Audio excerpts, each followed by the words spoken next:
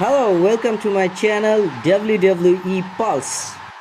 The Women's Tag Team Championships are one of the most important title reigns in all of WWE today. They've opened up so many opportunities for some of the women on the roster. And now that WWE is fully committed to the Bloodline storyline, it opens up even more possibilities for the future of this division. And there's a lot to get into, so let's talk about it. Welcome back, everybody. Here is your host, and we have yet another edition of What If, where we take a look at some moments in wrestling history and ask the question, what if? What if something had happened or hadn't happened? What if someone had won the championship or not? And how would it have changed things today? Because sometimes these decisions made all those years ago would change everything. And today, we're taking a look at the Women's Tag Team titles. On April 2019, WWE held their first ever all-women's pay-per-view called It was a show that celebrated the accomplishments of some of the greatest female superstars in history. And they also decided that this was the night that they were gonna introduce the Women's Tag Team titles. At the time, the Iconics were the only real female tag team that WWE had. So they decided to have them win the inaugural titles. But this wouldn't last long because after a few months, they would drop the titles to Alexa Bliss and Nikki Cross. But here's the thing. This reign is what really helped the women's tag team division grow. Now, yes, the Iconics were around before this, but they were kind of just an oddity. You didn't know what to do with them. The Usos and the New Day were around, but they were never really considered a true tag team until they started having success with the titles, having a team like the Iconics who were very similar to the Usos when they first debuted, allowed people to become accustomed to seeing female tag teams. And then when you see a team like Alexa and Nikki, who were two singles competitors, it becomes normal because you've already seen it. And after Bliss and Cross lost the titles to the Kebab Squad, the titles would go through several different hands before landing on Nia Jax and Shayna, who would hold the titles for over 300 days. Now, here's the thing. While Jax and Baszler weren't the most dynamic or exciting tag team, they did open up opportunities for other teams to step up and prove themselves. And they also proved that you could be successful without being overly cheered or jeered by the crowd. That led to a lot of new tag teams starting to emerge and find success. After Nia and Shayna dropped the titles, they went to the Riot Squad, then to Mandy Rose and Dana Brooke, and then finally landed on the current champions, Io Sky and Dakota Kai.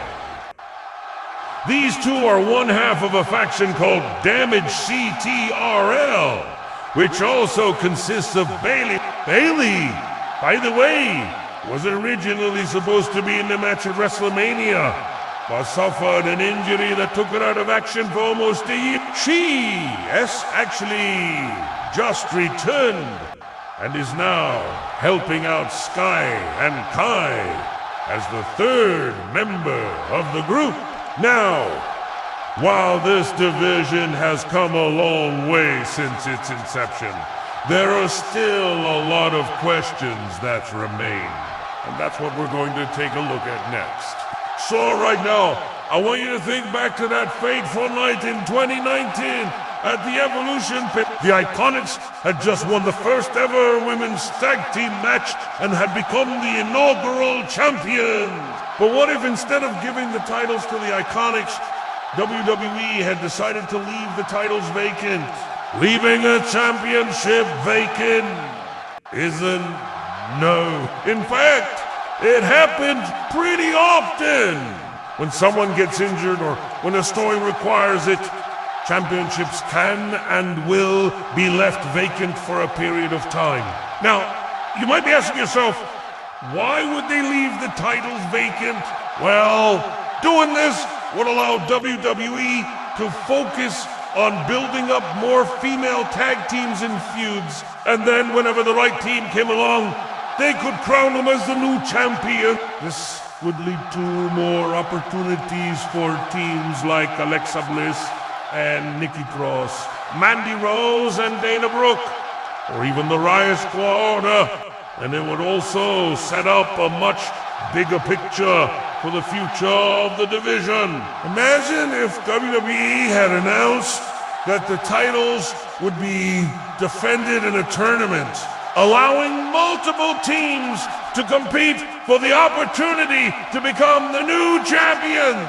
This would help further legitimize the titles and the division as a whole, and it would also allow for more fan input. Fans would get to see their favorite teams in action, and they would get a say in who would ultimately win the titles by leaving the titles vacant. WWE would send a message that the titles are important and that they are willing to let the fans decide who should wear them.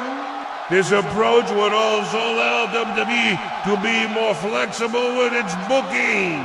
If a team wins the titles but doesn't have a clear storyline, WWE could always revert back to having the titles be vacant and start the process all over again.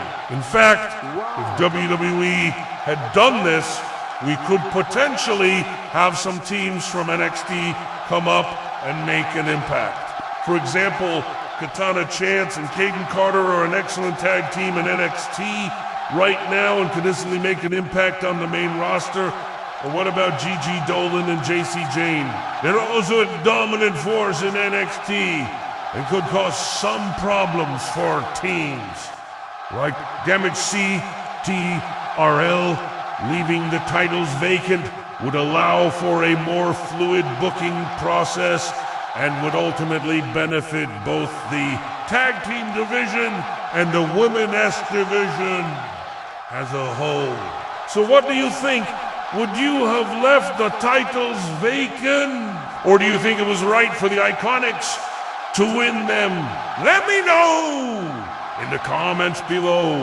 So, as you can see, the women's tag team titles have come a long way since their inception.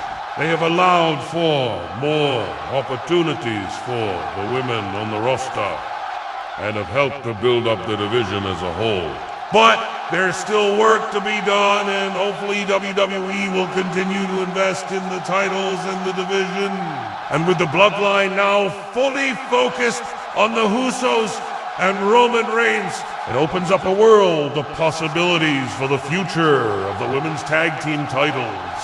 Maybe we'll see a match at SummerSlam, or maybe even a triple threat match at WrestleMania. Who knows?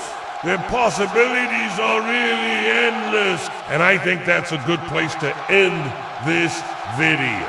So, what do you think?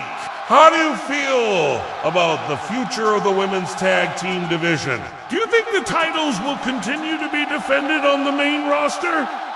Or will they go back to NXT?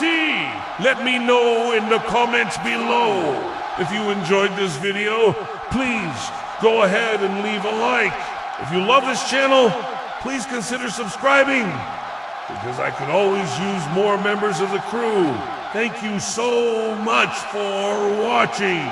I'm your host, and this has been What If? Take care. Okay guys, thank you for watching my videos.